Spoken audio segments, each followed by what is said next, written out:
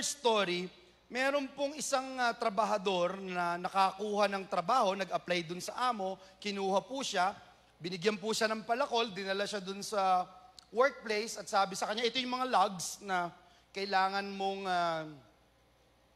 putulin using the axe. So, unang buwan, yung mga logs, naka-100 logs po siya.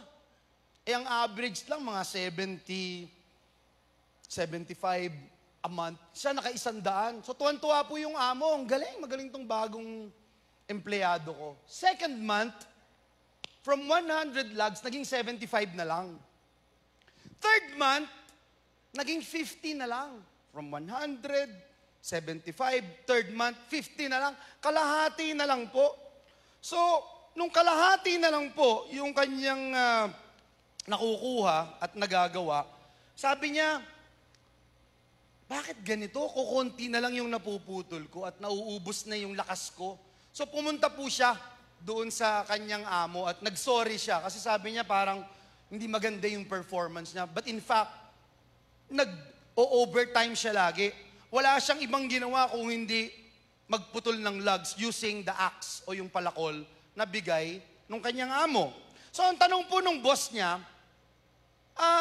when was the last time you sharpened your axe? Sabi po nung worker, sharpen? Sharpen? I had no time to sharpen my axe. I have been very busy trying to cut these logs. Listen carefully, please. Minsan, masipag nga tayo. Minsan, dedicated nga tayo. Pero hindi aligned. Hindi natin ginagamit yung W-I-S-D-O-M.